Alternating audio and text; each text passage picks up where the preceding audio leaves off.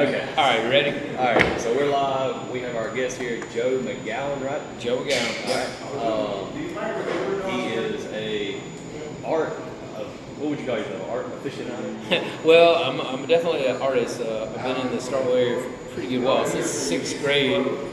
I mean, my family moved here from Maine when I was in middle school. My dad got a PhD at State, and I've kind of hung around. I left for a while, came back. I've been here forever since then, and I'm an artist, entomologist, and I try to harass people regularly as well. That's part of my we do that. forte.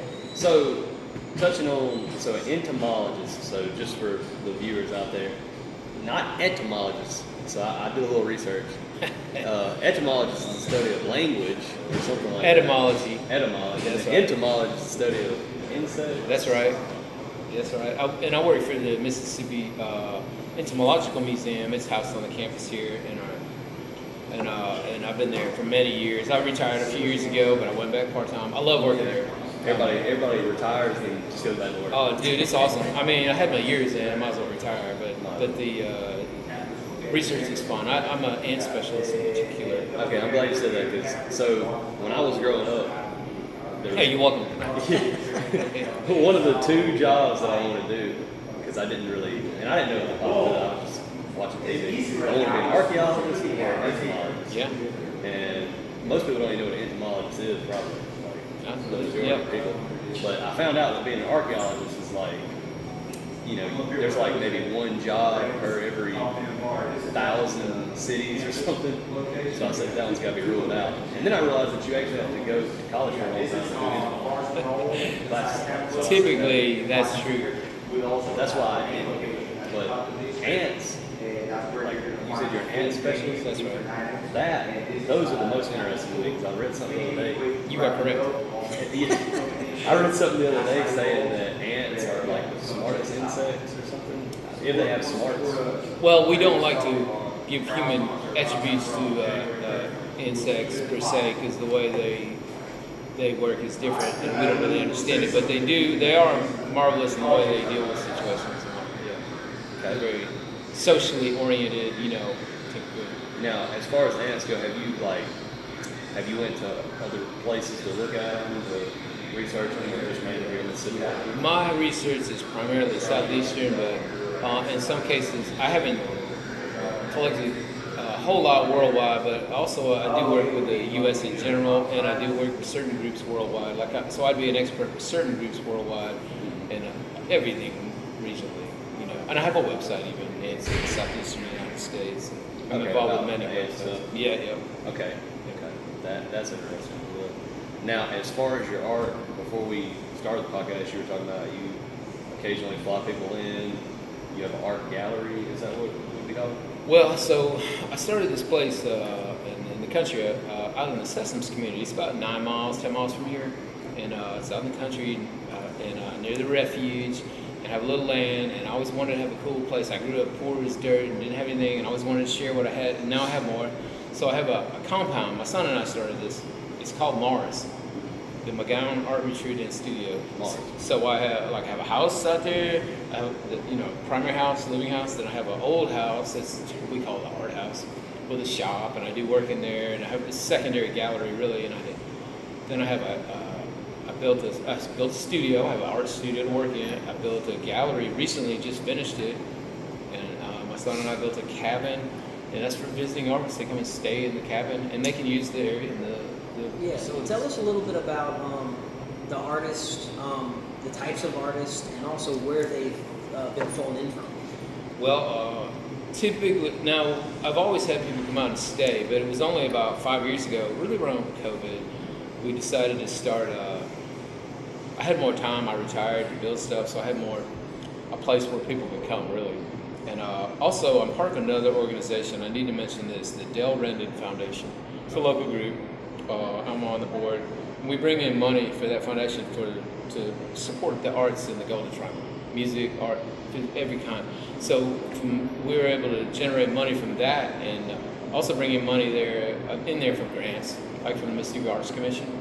So we can pay our artists a stipend, and a lot of it comes through this foundation and other private sponsors and grants. So that's really cool. That's awesome. So we started paying artists a few years ago, and we do usually about 4 a year that we can do, and they'll stay 2 to 4 weeks. And I've done art worldwide and regionally for a long time, so I have a pretty good network of people, and they can reach out. Occasionally, I actually ask specific people if I think they'll fit in, but they stay there. They're going to stay there for a little while, and just I want them to stay and do art and not worry about anything. And that's hard for artists, and give them some money, and we set them up with a show, and we do other things to publicize who they are. But yeah, we concentrate on regional people, but also bring in some others. Sure. I mean, one of our early was one of our early artists came in from Berlin, Germany. That's So you're getting people basically worldwide, you would say. Yeah. So that world is something I'm foreign to when it comes to art. Like, I can't draw, I can't do anything. Now the arts, from what I understand, art is not like it's something that's set in stone. Like there's no specific formula for art. So you got like the watercolor painting, you got the pencil art. What is your forte? Well, I do a variety of art myself. I started at Entomology as an illustrator, scientific illustrator, so I can do that kind of thing. I can do realistic things, but I really like to do really weird, subconscious, meandering art. I call it surreal paintings and drawings. They're really weird. Like weird paintings. I'd say Joe's the Picasso of the animal. That's how I describe it. Like when you look in an encyclopedia, those little sketches that are there, you've drawn stuff like that. Oh, sure. I've illustrated books, some of my own research and others. Whatever. Okay, that's right. Like I said, stuff like that goes unappreciated a lot of times because you'll just be reading something and you'll see a little picture like that and you're like, well, who did this? And it has to be completely accurate. When I draw an insect, for example, I draw it under a microscope. Everything has to be accurate anatomically. Like this, the ratio of proportions of one segment to another, everything has to be right because a species description may be based on that drawing. Yeah, it's like they'll see something with a long horn or something. Long horn beetle. Yeah, that's the. But you have to be very accurate. My other art is the opposite. I just let stuff flow out, and it's loosely, I would say, maybe largely based on my observations of nature at a microscopic level. And the way everything's interconnected in life, and how everything we do affects something else. That really plays into my work. I'll tell you, first time I met Joe, it was at a vendor event. I was doing a food truck, and I walked around to 40, 45 different vendors, and the first one I stopped at was just his art. You really can't describe it unless you see it with your own eyes. It's unreal the way he brings all these different colors and worlds together to make something very interesting, which is usually an insect. And there was there's a fish man. There's just so many. It's pretty weird combinations. Yeah. And weird, I don't know if weird's the right word. Weird is the word people say. For me, it's not weird. Everything you see under a microscope or under the ocean is probably weird. Sure. Well, that's what I'm saying. Art's not linear. It's not finite. I think what a lot of people forget about art, and I'm open to lots of people at our place, is every single thing we use or see or anything now is designed by an artist. You can't think of anything. Your car, this table, your shirt, your logo, there's so many facets of art. Drawn out first. Somebody has to come up with these artistic concepts, digital, however they do it. But I do include, we play music, I play guitar and other things. And music is art, cooking is art, everything. And it has to do with passion, I think, partly. Passionate about it. Now, like me as somebody who don't understand art, like I'll every now and then I'll see a picture on Facebook, it'll be like this painting from 1850 that sold for $3 million. I'm like, dude, I could draw that. So no one ever says they can draw what I draw. I will say this. I've had art in at least 80 international shows. Malo, Berlin, Dresden, Moscow, you know what I mean? Yeah. And I've had group shows with people all over. I've had my art at a lot of cool shows, and I do know that my art is unique anywhere. So that's what you want, Do you have any pictures on the show, man? Pull them up while we're talking. Now, again though, like as far as like what makes art valuable? Is it just the person who's looking at it, like, dang, I want that piece? They say beauty is in the eye of the beholder. Or is it like, There's different levels of art. What makes it worthwhile, money wise. There's two worlds. There's the real world where this is what this art took. Maybe this guy took 100 hours. He's been doing art for 30 years. I can be my example.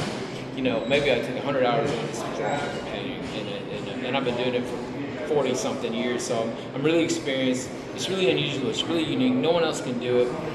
This is worth a certain amount of money to somebody. Maybe 10,000, 20,000, 5,000, whatever. But now then there's an upper limit there. Then the next group of art that's super high, the $1 million art, like you mentioned, that's not really real. That's really a currency for billionaires and other people. That's a different thing. It's like a commodity they're trading. That's not the general rule of what's valuable in the art world. The real world. the real world? So that's kind of like with anything. That's like somebody decided it's like a piece of gold or something. Somebody said, okay, gold's worth this, silver's worth this. That's absolutely. So they're two completely different things. But in the real world, it's exactly what you said. Like, I like this or I don't like this. And for me, I do flowers. I do paintings. Somebody might like, some older lady might like this. She might hate my other art. They might say, some people might think it's dark or it's even weird. To me, none of my art is dark or weird because like I said, I'm used to looking at things in microscopic level, and things are crazy naturally, right? Yeah. So, but then there are people who really gravitate toward that, and for them, they would like my higher end art is always weird.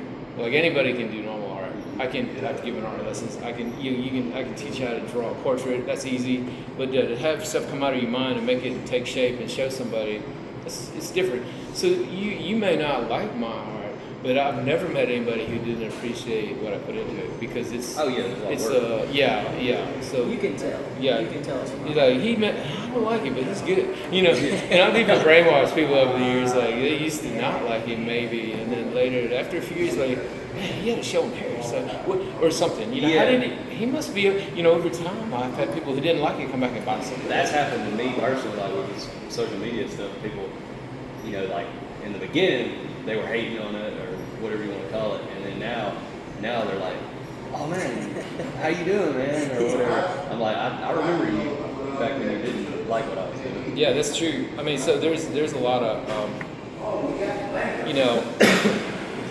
do some stuff there if you want to. Yeah, something like that. So this is something you drew. This is like for example, you're looking at a piece I did a few years ago. It's on wood, and it's a hinged triptych, like with hinges, and it opens and closes. So the outside, when it was closed, it had paintings on it, and the inside had paintings on it. So there's different panels. So I'm gonna get you to send me this after we leave, and I'll put it up on the screen for everybody to see. But like stuff like this almost. It reminds me of some of that old Aztec art. I'm a self-taught artist, and I grew up in Maine. I didn't know anything about art, and I have my own ways of doing things. But then I have done some things over the years that remind me of like Mayan cultures, and it was mistaken. I didn't know anything about it. But like I've done a series of things called Mayan, with a Mayan theme, Mayan awakening, Mayan whatever, and I've had people like tell me from the Central and South America, like you really found something that really, they can relate to from their culture. I'm like, I don't know anything about it, so I was like, I'm glad I didn't offend you because I wouldn't mean it to you. You never you didn't have any heavy influence from my culture. None at all. Okay. Oh, here you're not gonna do stuff like this. That's crazy. Is that like pen sketch? This is like ink. Ink. Yeah. Some of That's this. the kind of stuff that fascinates me. Like. I mean, this is 4 feet wide. I sold this year. That was last year. So what do you do under the microscope? Is it just specifically illustrations of insects? Yeah, as far as art. Yeah, as far as art. Yeah. Because you actually do it under a microscope. Yes. I've never heard of that before. I have different tools and things I can add to my microscope to help me get a better image of it. But I have different microscopes in the lab. I'm still there. I have a cool camera system I use that I can take really cool macro images of tiny insects, with getting everything in focus with multiple stackings of images up and down. Really cool. So that's another thing. If no one out there has ever looked at like an ant or a flea under the microscope and how crazy they look, like it looks like something from outer space. Yeah, I've definitely And the more you go in depth and detail with the microscope, the higher magnification, the more you see. And the other thing is everything's eating everything, it's parasitizing everything. It's like there's a disease on this, I mean, it's crazy. Everything literally does affect everything else too. It's very interesting. Yeah, it's the chain of events. It's like the chaos theory you've heard of. Everything we do affects something else, and everything is connected in some way. When people say, well, what's the purpose of a mosquito? Like, I hate that. That's a stupid question to me. Like, what's your purpose? Like, their purpose is to reproduce, whatever, live. I mean, that's a purpose. We want to put it in terms of how we relate to things, so it's kind of a weird question. So even stuff as small as like an ant has a purpose. I mean, there's ants. There's a group of ants in Mississippi that we have at least 30 species of. They're typically they're no more than 1.5 millimeters long, and this is the highest group of species in the area, and no one sees them but me and a couple other people. They're microscopic. They live under leaf litter. Really? And they're able to, store certain nutrients. They're like the bottom of a food chain in a way, for other things. They're very important. Have you been able to, like, over your years with studying ants? I think that's really interesting. Like I said, that was something I wanted to do growing up. Do y'all, like, have, like, ant beds where y'all can see the entire land? That's good. No, we don't keep a lot of live colonies. Usually, I'm more in the taxonomy side of things for our museum. So we go out looking for things and documenting what's here, looking for new invasive species, looking for new species. We can't study their behavior while we're out in the field, but we don't. Right? I mean, I don't have time really to do that. When did you start the process of looking for a new species? When do you start to know what it was? Well, it's really hard to look for a new species, but one thing you can do is you can look for threatened unique microhabitats where, and maybe in areas where no one else has looked who studies that particular group of animal or plant. So maybe I described a new species, beetle, scarab beetle, a couple years ago from near Tuscaloosa, right? It's a new species, it's a big beetle, but it was in a relic dune ridge situation, and in this group the females don't fly. So if you can find one here and another reason in a similar habitat, they're probably gonna be different. So yeah. Now I spend a lot of time in the woods and stuff, like hunting and whatever. And I swear I have ran across stuff. I'm like, I have never seen that. I've never seen that in a book. What do you do in that situation? So, something you think might be a new species? Well, I mean, obviously, if you're really curious, you can collect it, preferably, and put it in a bag or something. Bring it to Extension person or museum. Bring it to me on the campus if you're here. And contact an entomologist. So you are a person to bring stuff like this absolutely. I will say that most people who see things they've never seen before, almost every single time, they're pretty common in my opinion. Things that people just don't. Well, it's just unusual because people don't know the range of how much things can vary, and people that aren't studying a certain group of things, they're not used to looking, and so they don't really. We're used to seeing it. We're like, well, that's common, So it's possible. It is possible. Okay, so say I just found an ant out and about, which that'd probably be very uncommon, but that wouldn't be discovered yet. I bring it to you. What steps are you taking to find that that's a new species? I mean, you'll probably be able to look at it and go, yeah, I've never heard of that. Well, I mean, I know most of the current species that would occur in the United States in this region. You said there's about 30 in this one? No. In Mississippi we have about 200 species. But like in the southeast we have like close to 500. So whatever. I know what's here. I know what's named and described from this region and this country. I know what's here. I know what they look like. So then the next step would be if it doesn't fit in, then you narrow it down to groups of genus, whatever, and you can be like, well, it didn't fit this, so I'll go down. And then if it still looks different, then you gotta understand that things are always coming in from other regions, exotic alien species that may be invasive. Like farm ants aren't from here originally, from South America. So you gotta rule out other things in the group that are known to occur worldwide, and then when you're like, so it's not this, so then you can needle down and figure out it's something new. It's a real big process. It's a huge process. So I mean, there's like 15,000 species worldwide of ants alone. So it's a big long process. But we do know our groups, and we can narrow it down pretty quick. I mean, you could bring something in if it were new.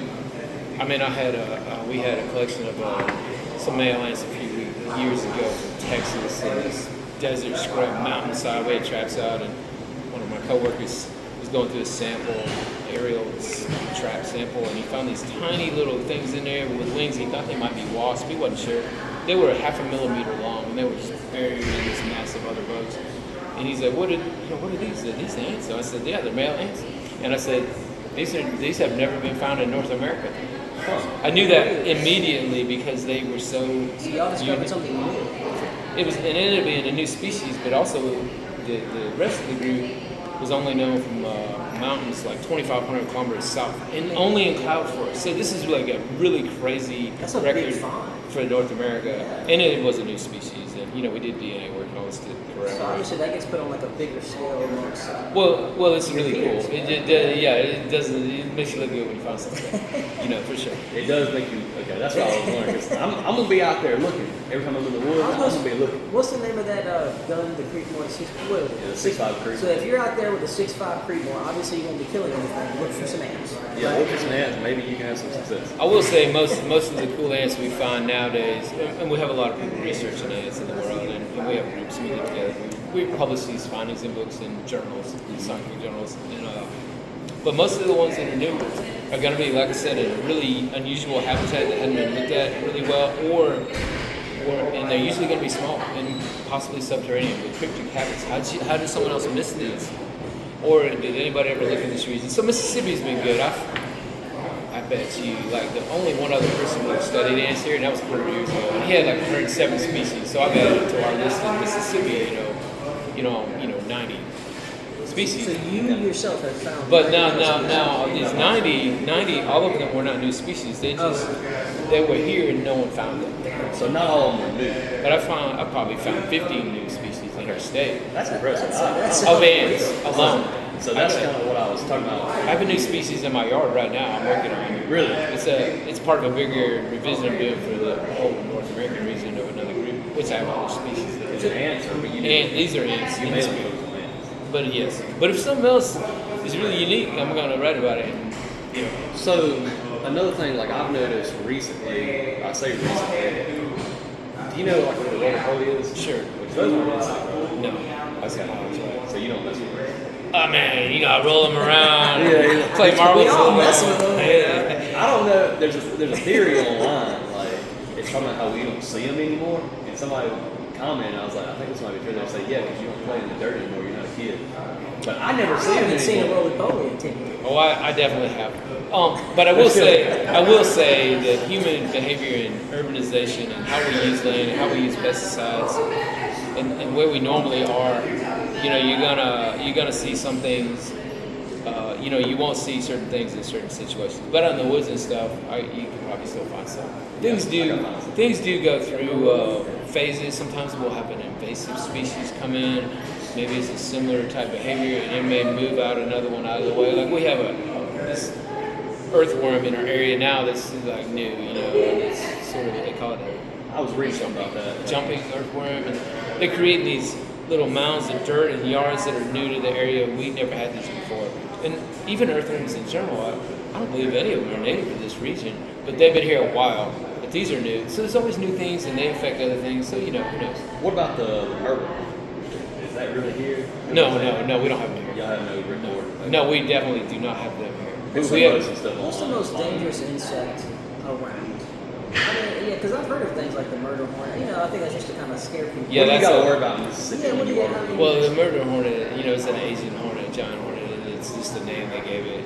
But they got a few records up in the Pacific Northwest. I don't think they're really established well there, but they're nowhere near here. Okay, but okay. So they're wasps, the hornets. They can sting. Sure. Wasps, ants, and bees are all related. They're all in the same order. Hymenoptera. Okay. All of these things, if they have a stinger, everything with a stinger has some type of venom.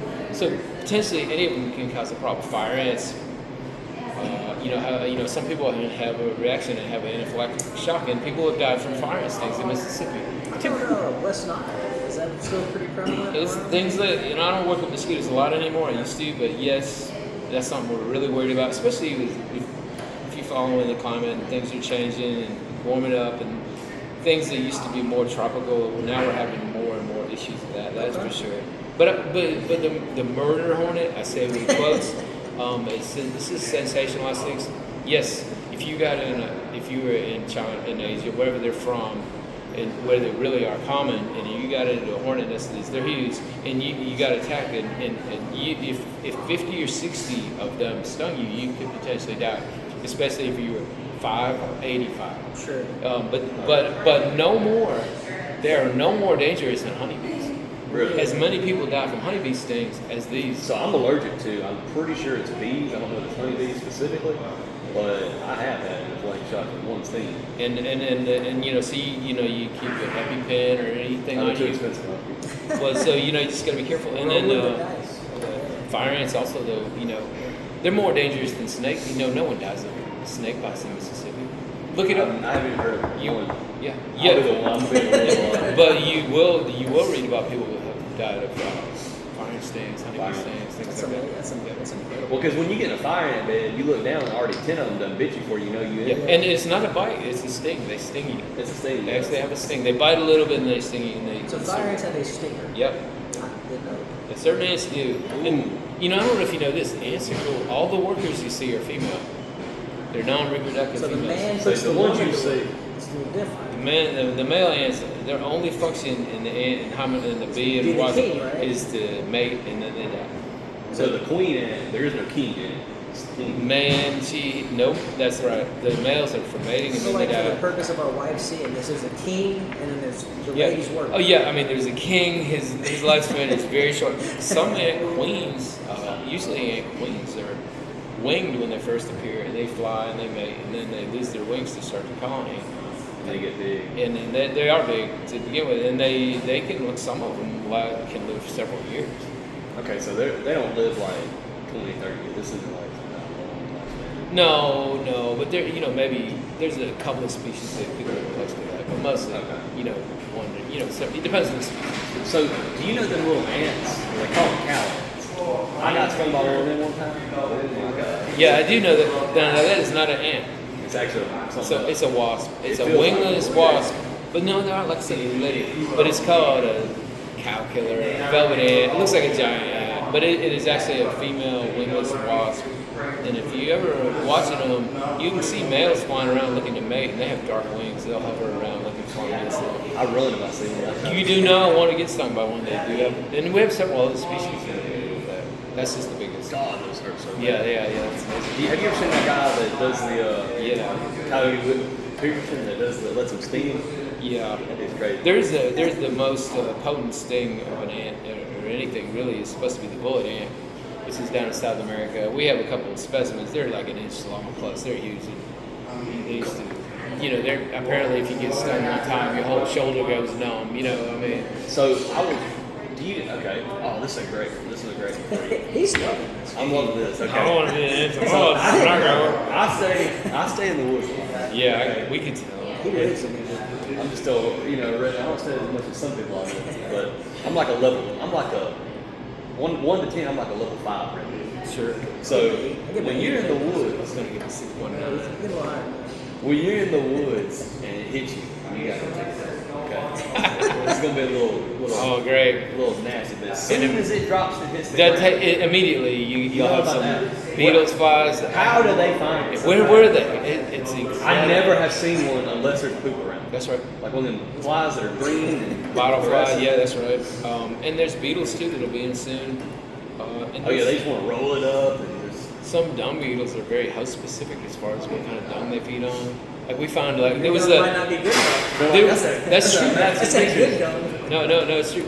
Like there's we found this is a really cool dung beetle that we have here. It's green. That's very common. But then there's a black one that we barely ever found. But then somebody was baiting with deer dung out of the refuge one winter. We don't collect much in the winter. Baiting? Yeah, they were putting out little cups underground, and they put a little deer dung in there. You know, it's true. And then we realized this one beetle only came to deer dung, and they were only out in the winter. But that's how, and they're very specific. So some are not specific to the region, some are. But yeah, I don't know how they found it so fast. Is it kind of a mystery? Like a lot of stuff is it's a mystery to me because I don't study that. But I was hoping you had some deep scientific answer. No, you know the way insects can react to the world and sense things. They don't have noses or whatnot, but they have sensory structures on their antennae and other places, and apparently they're really amazingly powerful. And some of their eyes, are crazy too. Like they have compound eyes and they can see every direction from that is freaky. Different ways, and so it's a combination of how they can. We can't see every spectrum of light that some things. Some insects are seeing ultraviolet things that we don't. And flowers, you've heard that. Yeah, they can see like they're like trying to pull them in with like these. Well, we wouldn't even see, but it's like a runway. Come in here and pollinate me. They see things and they talk to each other, and they can react to things in different ways that we can. They can cue in on things and much stronger than the way we can smell something. Like a dog can smell something from a mile away or whatever. An insect can smell something, the equivalent of that, but they're not smelling it, but they're sensing it with their sensory structures. I was reading something the other day, like the way we smell a skunk, that's the way an average dog smells it. Yeah, I mean, so it's something in that, it's something like that. It's amazing though. It truly is. My wife, talking about insects again. I'm stuck with insects now. Yeah. My wife is the most unlucky person on the planet. We were at a house. Yeah, I guess so. Yeah. No, I'm sorry. Yeah, she has to put it with me. It's hard. So we were sitting chilling. We were just chilling in the house one day, and she freaks out like, "Oh my god, something just stung me!" And we looked at it, and we had never seen talking about like new species. I was like, "That must have been new species." We finally looked it up on ChatGPT or something. She got stung by an assassin bug. Oh yeah, and she said that was the most painful. That was a bite. It was a bite. Yeah, they have really crazy beaks. Yeah, you don't. They're really painful. She said it hurt worse than a wasp. Yeah, it didn't have an after effect, but they definitely have a terrible impulse. So I'm scared. Like every time I'm out and about, I'm looking for like assassin beetles. Like I was like, you have to be the only person that's ever gotten bit by one. I mean, they're called assassin bugs. That gives it away, right? That's probably why they got the name. They just sneak up on you. From here on out, every bug you and your wife see, you're probably gonna send a picture to him. Like, is this a new species? Oh, he's gonna get tired. He's gonna block it. People already did. People send me pictures all the time. Man, is this new? Yeah, we're putting my name in the book. It's like there's 8 billion of those in Grenada alone. Come on, just leave it alone. It is funny. No, it is. It's a search image thing. What you used to seeing, whatever. But yeah, no, it's fascinating. If you had to guess just like an arbitrary number, which like I said, this may be like, see, that's another thing. Me as somebody that don't know your world, like I've done air conditioning my whole life, and so within air conditioning, you got plumbing side, electrical side, you got the people that only sell, you got the people that do the tech work, the install. So within your world, there's people that only study ants, there's people that only study moths or butterflies. Now, when it comes to like ants in Mississippi, just in Mississippi alone, what would you estimate how many ants there are compared to humans? Yeah. Like a ratio. I don't know, but like it has been estimated that the biomass of ants worldwide is more than the biomass of all terrestrial mammals. That's just ants alone. Yeah. So, because I mean, everywhere you go to see ants. I don't care where you go. And if you had a colony of fire ants, even if it was 1 meter high and 2 meters deep, and you pulled all the ants out and it had a pile here, it still wouldn't weigh a pound. So you got to think about how many that means there has to be that way. There's so many ants in the world. There's way more ants body weight wise than there are people. What benefits would you say ants bring to the world? Let's say tomorrow. Are they beneficial? To us? Tomorrow you wake up, every ant is gone from the earth. There's not a single ant. How does the earth change? Does it change? Obviously, the food source for a lot of other creatures is ants, like woodpeckers in some systems, like the red cockaded woodpecker, the refuge is a rare endangered species. Their primary diet is a certain kind of ant that lives in pine trees. So we lose ants, we lose woodpeckers. We lose. It's like so they're certainly food, but they also they turn over soil underneath the ground. They're moving. They're pollinators as well. They're So they do pollinate. All kinds of things pollinate. Bees are one thing. I mean, but pollination. The seed dispersal. They they mutually evolve with many plants where these seeds have these little structures on the side that appeal that are appetizing to ants. So the ants, eliosomes, they'll get the seed and they'll carry them back to their colony, and because they like the taste of this associated structure on the seed, and then so they're moving seeds around and planting and propagating plants. That's crazy. Some of them are involved with natural breakdown processes and whatnot. But they're basically underlying level of food chain, really. Some, of course, we would call pests. Like carpenter ants. And other species can cause huge problems in the negative sense for humans. Is that something that? Well, you said you work at the museum, so that's probably not your side of it. It's probably more like the Department of Agriculture or something like fire ants, for example.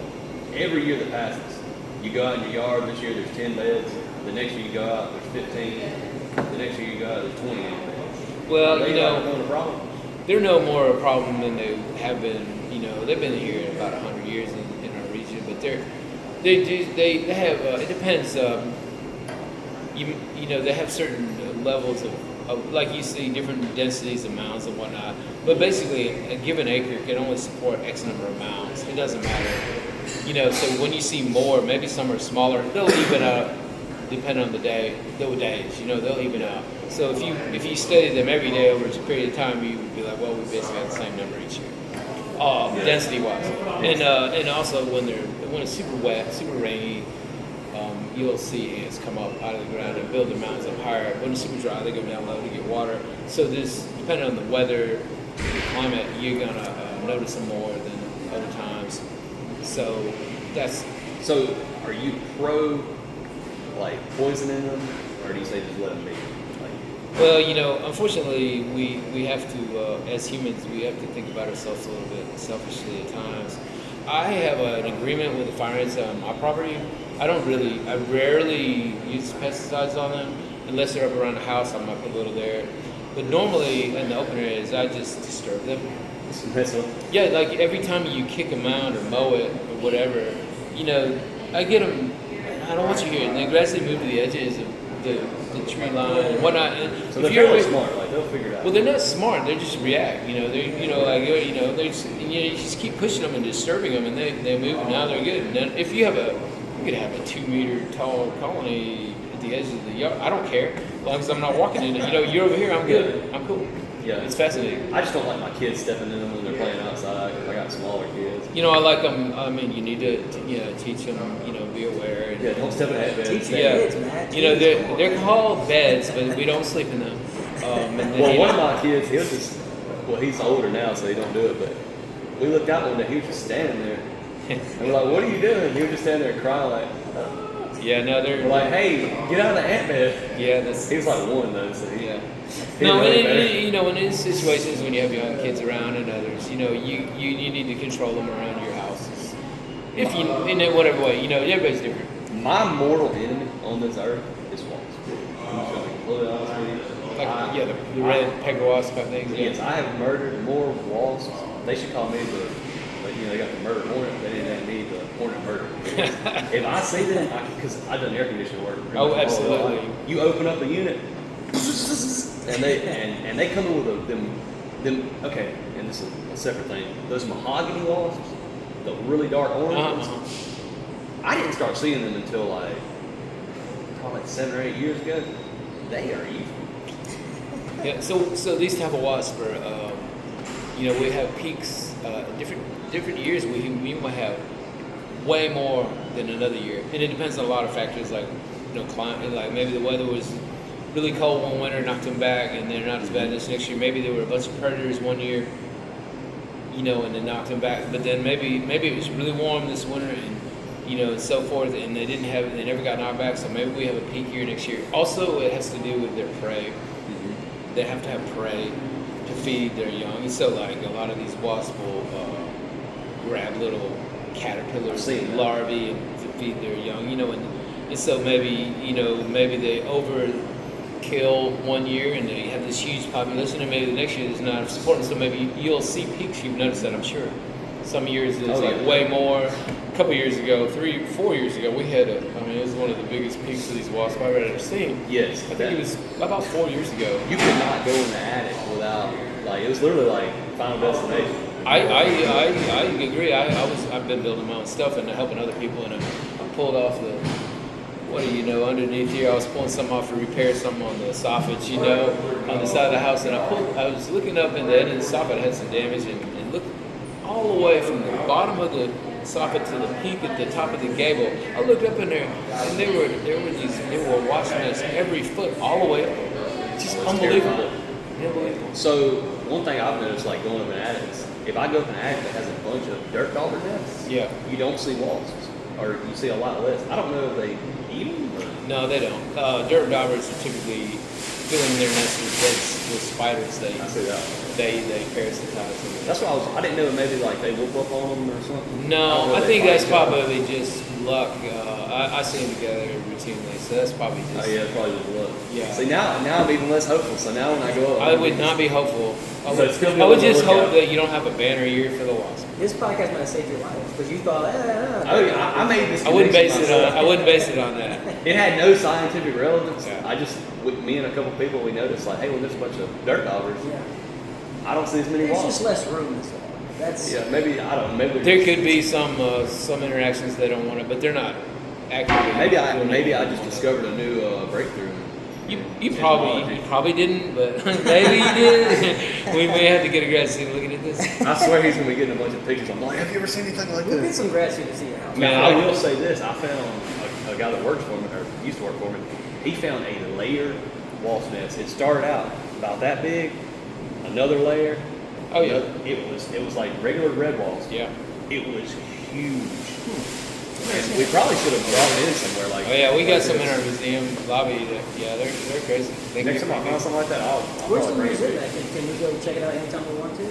Yeah, it's in the Clay Lyle building. It's just up here near the sororities, Okay. off of, Yeah. just at the beginning of the campus here, Okay. up on the hill. And so as long as it's open, you can go in. And It's open 8 to 5 during the day, and then our museum proper is in the back, where we have stored dead insects and drawers, and people can Good show you stuff. around. We can show you, you can get somebody to show you that part. So- We have Okay. some things.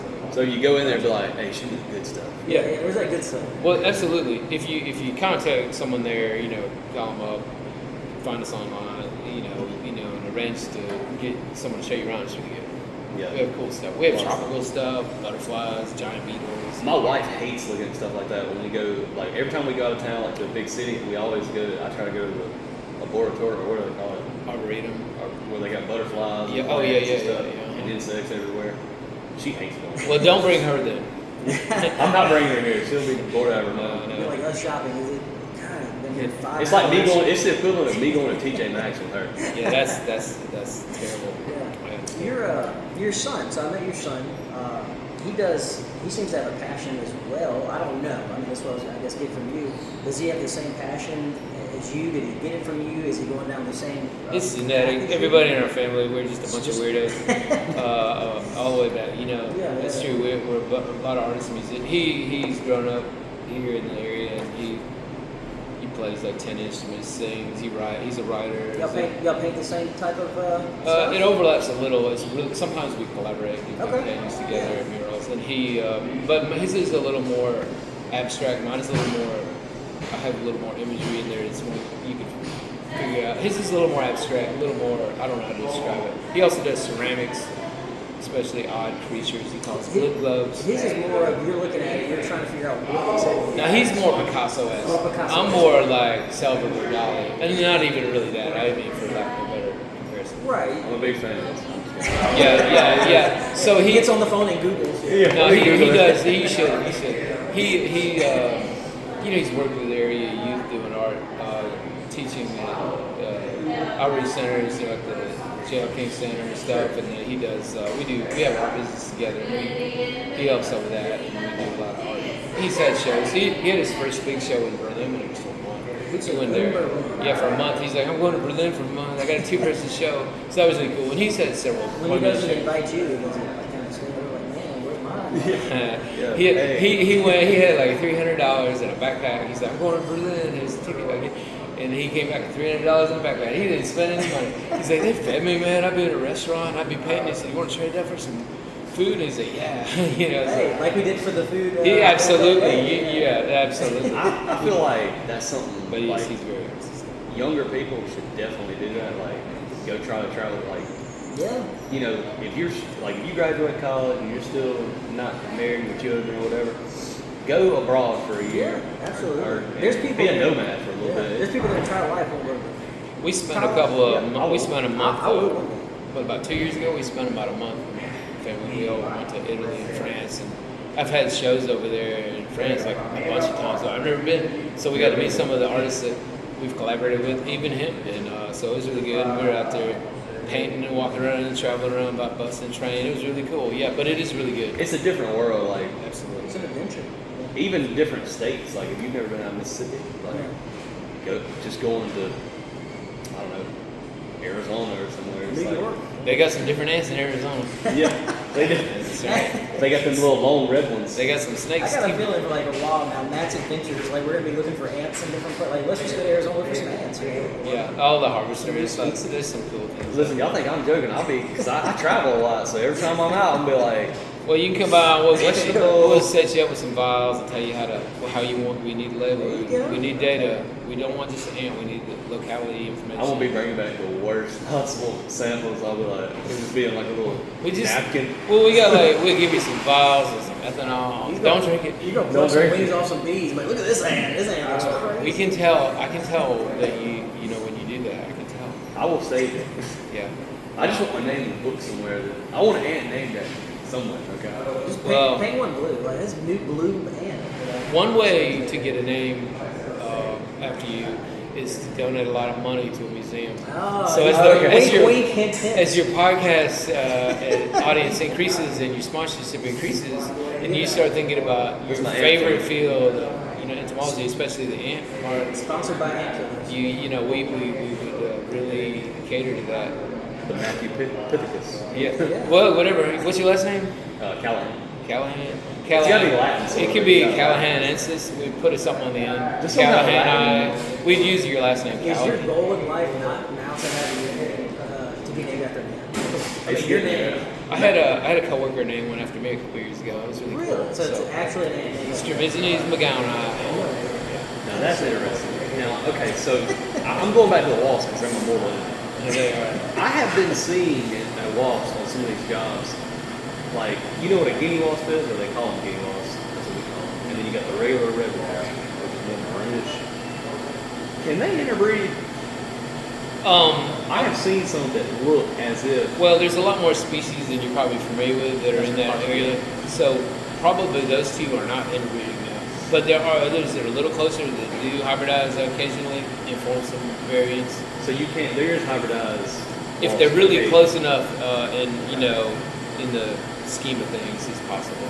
Even fire ants. We have two fire ant species in Mississippi, both from South America, a red one and a black one. All the ones we have in our region and here, in Central Mississippi, are hybrids between the two. Okay, so and that's another thing. When I was a kid, especially, and maybe even recently, I'm being Like, how old are you? 12 now? Yeah. I mean, I got a beard, Joe. I'm not that old. Yesterday, he did this yesterday. I got a small beard, so I'm at least over 20. But I'm married. sometimes I'll take But I'm like, in Mississippi.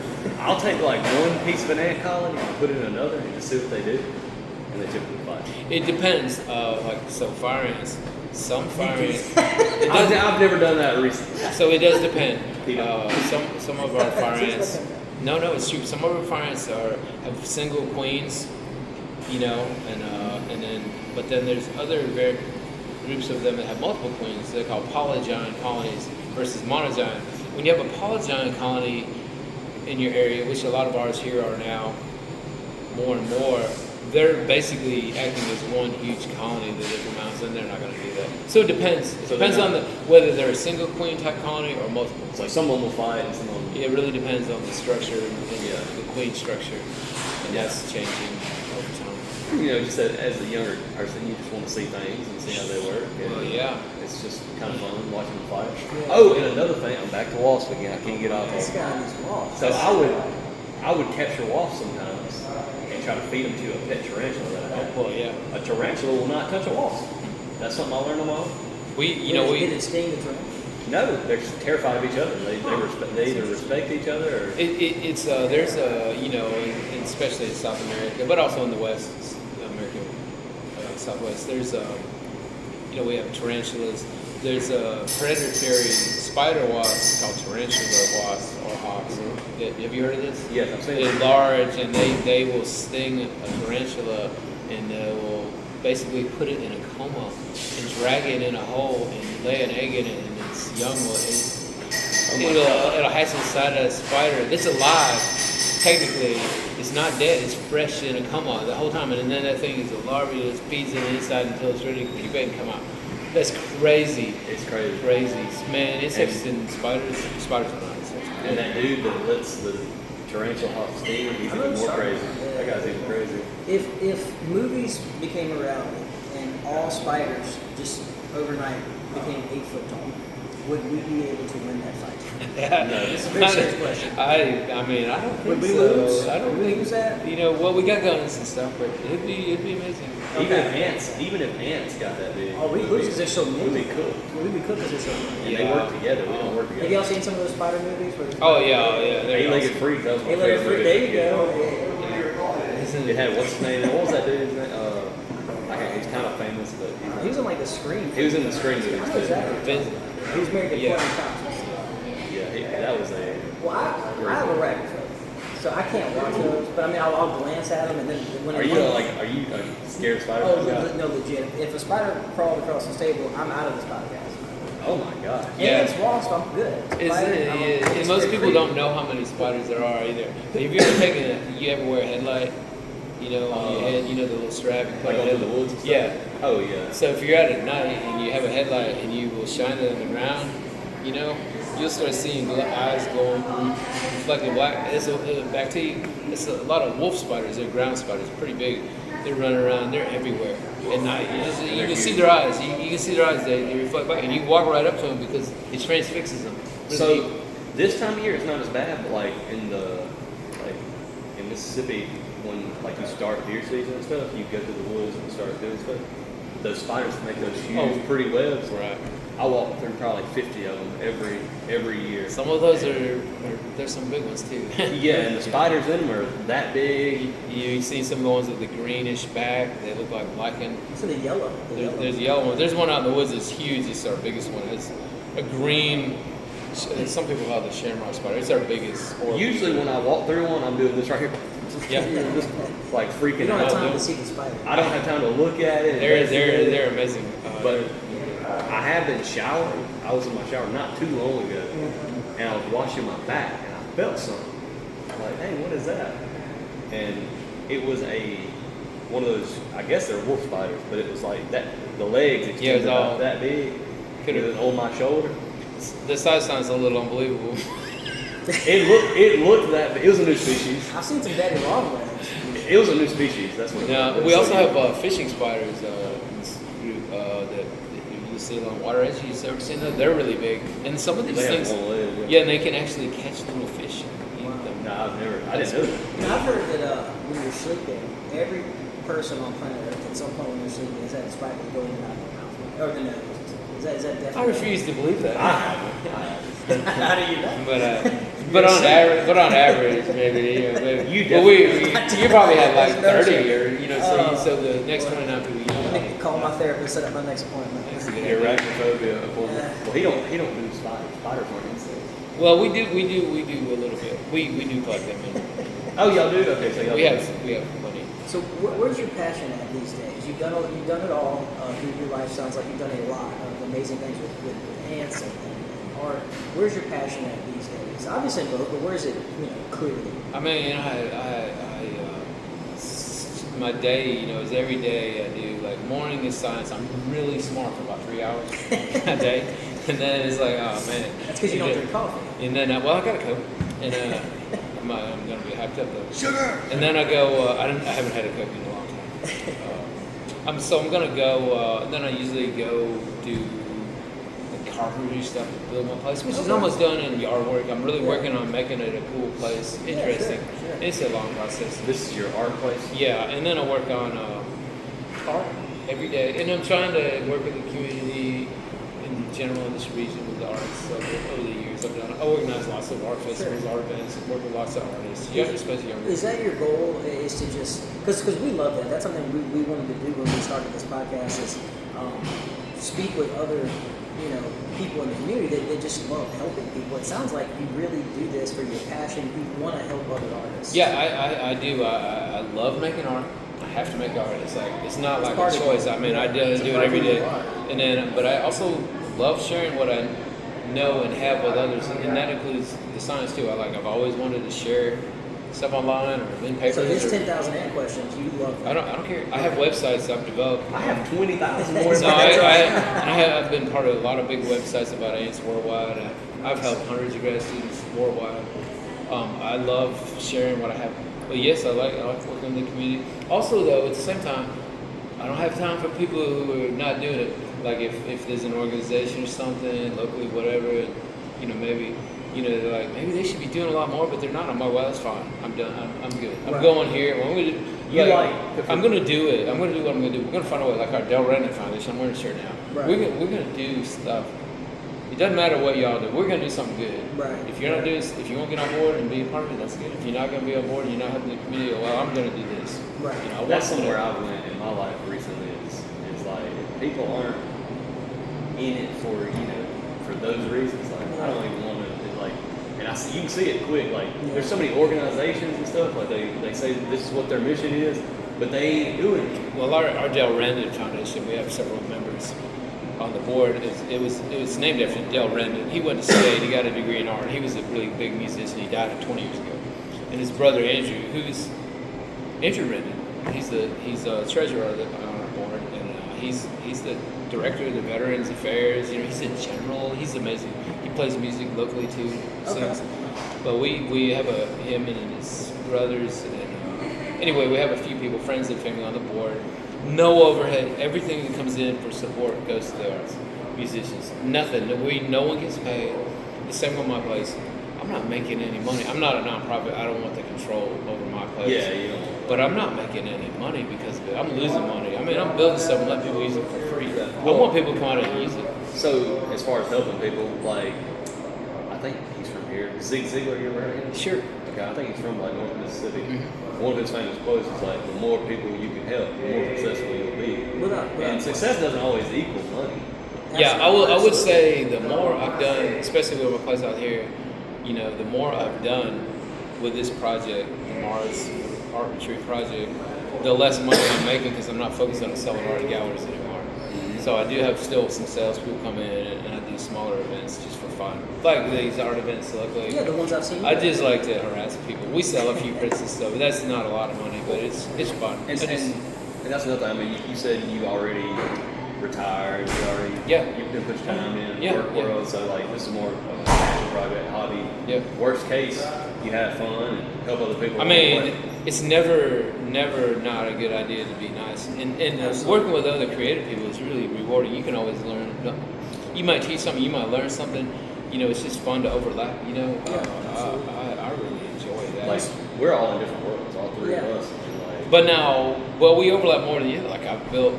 I just finished building a gallery. I wired it. I did everything. I built it from the ground up. I know a little bit about air conditioning, not as much as you, but I've been in attics. So, no, I don't believe so. But for me, everything I do out there, for example, is part of the art too. Okay. It's like I'm gonna draw a picture of this building on a piece of paper, and I'm painting weird. I'm gonna paint weird colors on this building. I got a mural on this one. I got a mural on the side of my little art gallery, which is a weird building. It's different than a normal one. I got a giant ant on the side of it. It's giant ant. It's 10 foot long. That's big. And it's an ant that was described by a researcher here 101 years ago. And it was described from out in the community where I live. So have y'all found it? Oh, yeah. Okay, that's what I thought it was something hypothetical. It's really cool. It only lives in It's stems of ash trees. It has a flat face, and then it bores holes in branches and hollows it out, and the colonies are in these branches up and down the tree, and it sticks its flat face in the hole and forms a living doorway. It's called Colobopsis mississippiensis. It's named after Mississippi. It was only known here. I can find it all over the southeast since, but it's really cool. So once you name it that, though, like that's its name, like everywhere, that's its name? Forever. Forever, that's Now, some things can change over time, like maybe we learn more about relationships, through various studies. Like maybe the genus name is Colobopsis now. Maybe at one time it was put in another genus, Camponotus, the carpenter ants, but then we said, well, we found some other different, we're going to separate them out. But the species name will more or less stay the same. Occasionally the ending on the name might change if the genus name changes. Sure. Agree, because Latin names have, male, female, masculine, feminine, whatever. I see what you're saying. They have to agree.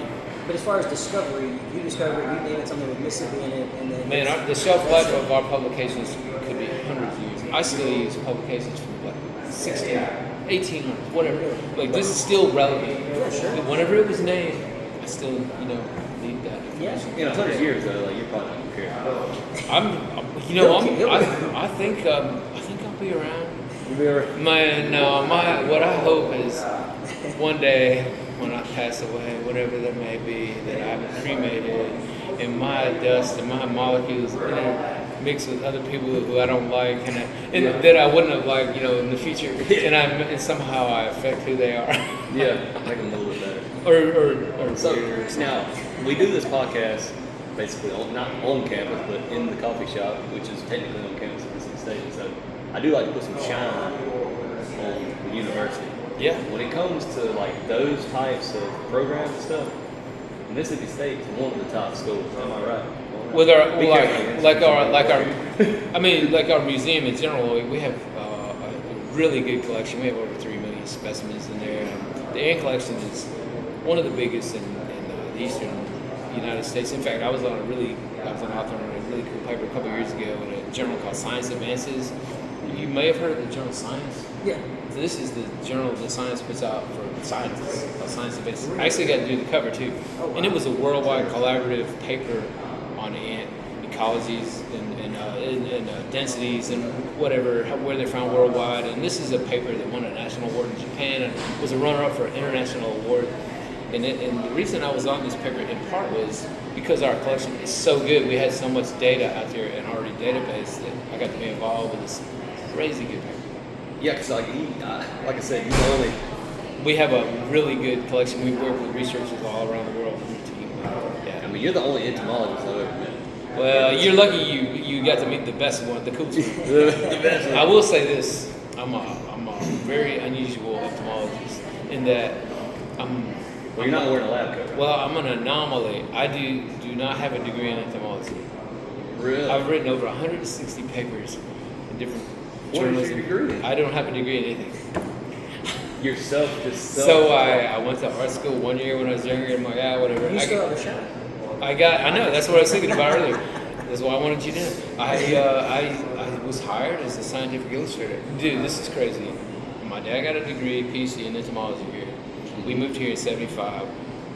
So I'm in like 6th grade. And by 7th grade, I was working in our department. Not for the department, but I was doing illustrations and other things for grad students as early as 1976. So I've been hanging around there forever. But anyway, I was hired as an illustrator. And I was working in there drawing some moth genitalia and whatnot.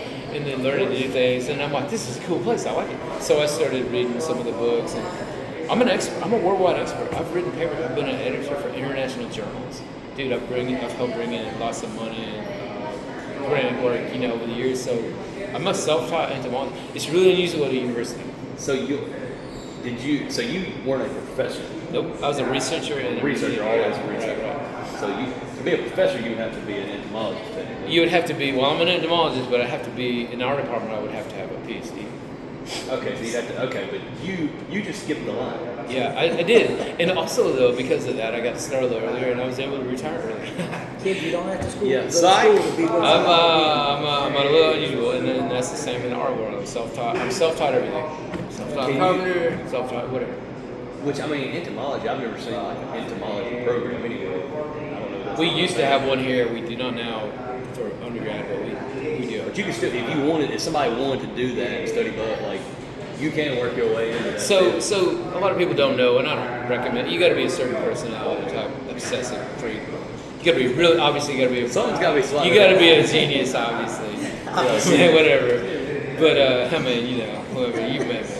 But there's different systems of on university campuses. Like here in the sciences, we have like the professors, obviously, that are, they have often PhDs in the art of sciences, and then we have research associate categories where a degree is required. Usually, it can be a bachelor's, master's, PhD, and you can be promoted up through these ranks depending if you get another degree. And they're not professor, but they're research associate. Then we have another category called research technician. Well, they're like usually aiding other people with their research, and you don't have to have a degree to be a research technician. So I was hired as that originally, and you know what? There's nobody's stopping somebody in that category from learning more on their own. It's just that most people are like, I'm cool, whatever. Or maybe they'll want to do something else and go on. But I got in there, I'm like, I had some family things to take care of, and I needed to work, and it just wasn't in the cards for me to go back to school. And I said, well, I'll just learn. Yeah, so that's my philosophy is no one's stopping you but you. So technically, that's interesting. So technically, art got you into the entomology. Oh, absolutely. It wasn't the other way around. Although my dad did have an entomology PhD. My dad was a little weirdo. He died. So your dad did do it? Yeah, he worked here off and on, but he had some bipolar issues, so it got kind of tricky for family life later with my younger brother. So what I did had something to do with that. But he did. But I could have got it. I went to Seoul High. I was good at I still remember the species I had in high school. Yeah, I think when Bill Gates dropped out of, didn't Bill Gates drop out of high school? College. Or dropped out of college. So he doesn't have a degree at all. Yeah, you can basically, I think really the only things in this country that you have to, you just have to get a degree to do is law and There's nothing you have to. You can't be the doctor, but you can do the research behind the scenes, and you can always be you can do the surgery. But no, I wouldn't get the same pay as the professor. Yeah, I didn't get the same pay as the professor, although they pay me better than a normal research technician because I was involved with what I was involved with. And then your father. Well, that wasn't a bonus. But no, I did fine. I was very happy with what I was making here with no degree, especially. So you can work hard, you do stuff. And sometimes you get lucky and slip through the cracks and just wind up where you want to be. I made my own job. It wasn't a job here. Yeah, you just it wasn't a job, right? So I like working here. It was a temporary 3-month position. I'm like, I hope write grants and brought in money, especially with research. But I love it, man. Now, it's passion.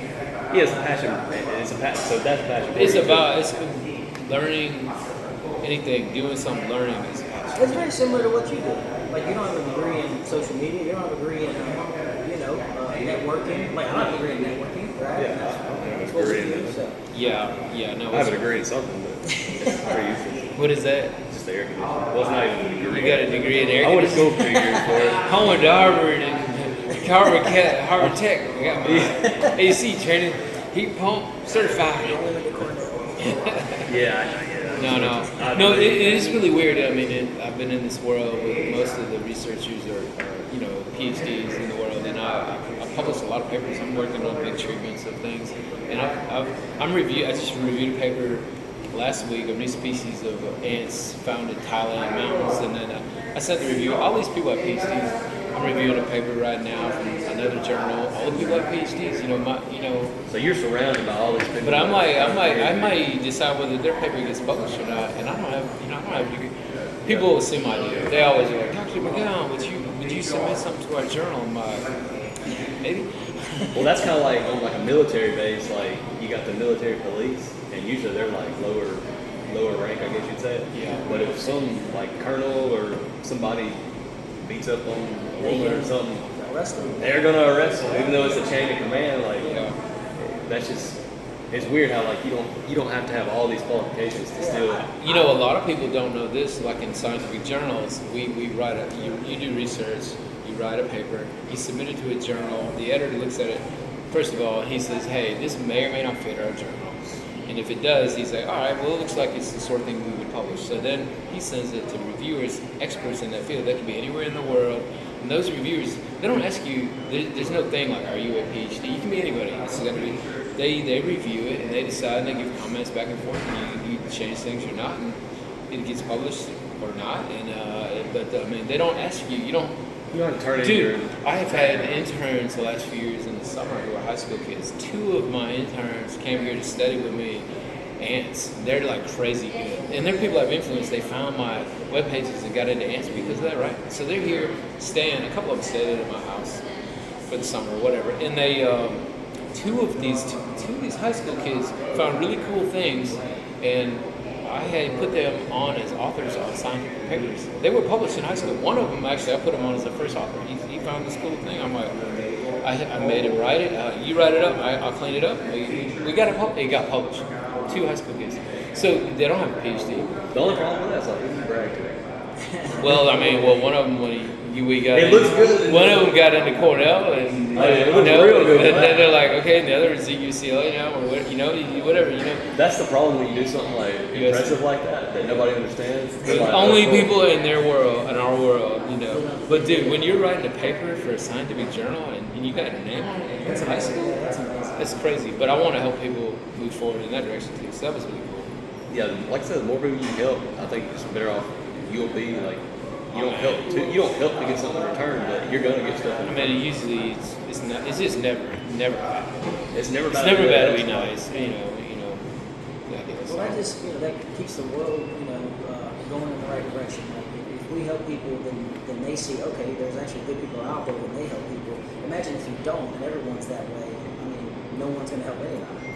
If everybody would just think like that. Well, it's a crazy world. We need all that we get. I agree. Positivity. I agree. We won't get into it more than Yeah, it's a crazy world. But I think that's a good place to end it. I mean, unless Do you want me to send you information about? Yeah, I'm gonna get you to send me some of your pictures of your art. I'm gonna get you to. Where can we find you? Like, where's the best place to find you? You want me to tell you that now? Yeah. I'm here in Barnes and Noble. No. If you'll be here in the next. About to be a line on the I got 5 minutes left. No. My website is joemacgown.com. MacGown.com. Okay. And I'm on Facebook and Instagram, and it's MacGown_art. Both sites.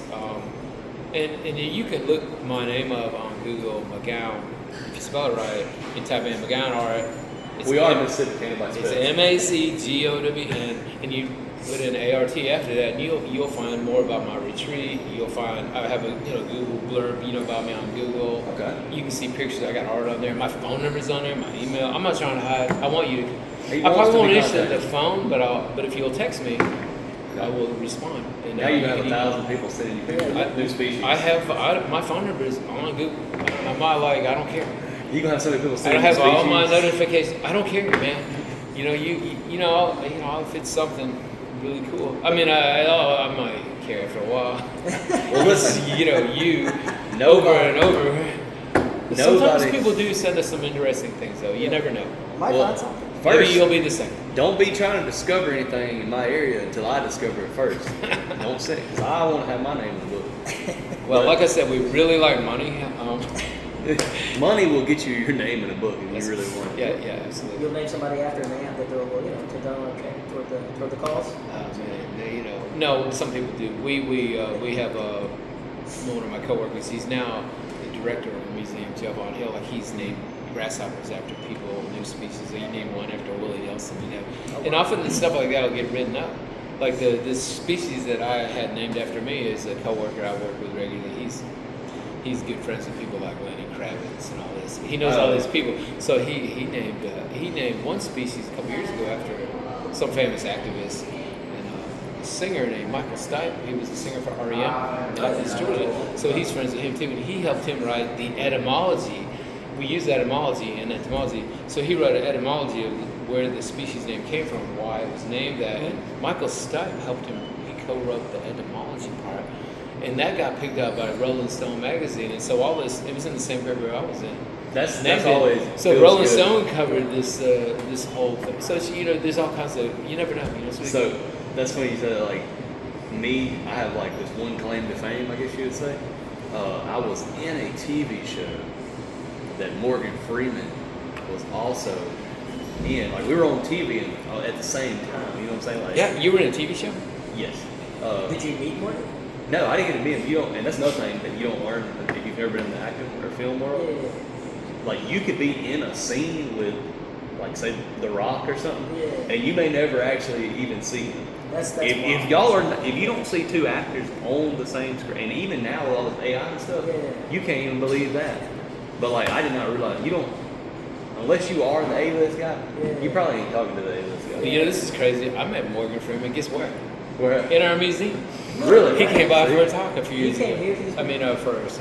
Yeah, he Because he came. owns that restaurant. So, yeah, He has a house here, I think. Okay. in the Delta, Foxville area. Yeah, the restaurant bar he has over there is awesome. But he came. He has horses, and he bring him over to the vet school. And so one time he came by for a tour of the museum, No way. and he knew stuff.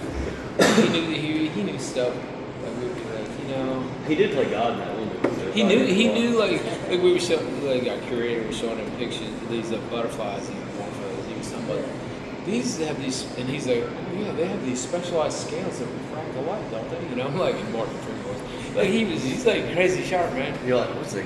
Wait a I minute. better let me get my encyclopedia.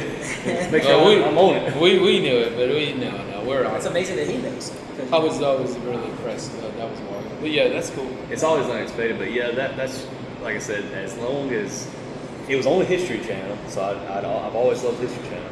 So I was on a screen at not the same exact time as Morgan Freeman, but That is really that's really cool. So I didn't realize we had famous fans. You know, I didn't. dude, I have a lot of fans in the Philippines. I bet you do. I was on Animal Planet once. Oh yeah, that's another dream. Like Animal Planet. I was on there talking about ants. Really? Yeah, a few years ago. See, that's what I'm saying, it's This so is a cool. show called Infested. Infested. Yeah. And you got to get on. I'm starting to feel real inferior to you. Famous. You haven't been on TV? What are you doing when you're like? I've probably been I on was on TV commercial. 100 times. Really? Yeah, I've been on live BBC, talking about ants, you know, everywhere. Live Fox, live everything. But it's usually invasive ants, and I have a lot of information that I've shared online, and so in images they find me because of that. It's not that I'm maybe the most knowledgeable, but it's like You're just there. I've done art for, like, you ever heard of these bands? Like, there's a band called Ween. Have you ever heard of Ween? For example, they wanted a cover one year, and they wanted a cockroach, and they were going to call it La Cucaracha. They found this entomologist who does art online, because I have stuff online. So, you know, having stuff available to share can get you in. Like if somebody were to make like a movie about ants, they might be like, I need an ant expert. I and they might find have you. worked with people doing movies. Really? Japanese type. Or if movies. somebody murders somebody with ants, they'll be the expert witness. I have, and I have worked with some people with different cases, things like an ant That's shorting out airbags in cars. What species is this? Was it collected in Florida where the dealership was, or did this happen in Georgia? Did these ants occur here? You know, kind of thing. If somebody ever like murders me with ants, or wasps, I want them to be the expert. Dude, these You're joking. He's serious. This is these serious. cars, they were like ants getting in the airbag sensors, shorting them out randomly. You'd be driving around, Boom, yes. one, or another case, someone is sorted out electrical system and the truck burned up. You know, dude, that's It's real world application for stuff that that's what I'm saying. That's why we started this podcast, to have people like you that are in worlds that are connected to ours, but we don't know anything about it. Yeah, I'd say 99% of people watching this won't know anything about Philippines. Probably maybe 100%. man. And in 10 days, I won't even remember what we talked about. And you'll be like, ants, I'm just going to be looking for I ants. hate wasp. I'm a murderer of wasp. I do hate wasps. I do hate wasps. All right, well, But yeah, that's it. I I mean, feel like I said no.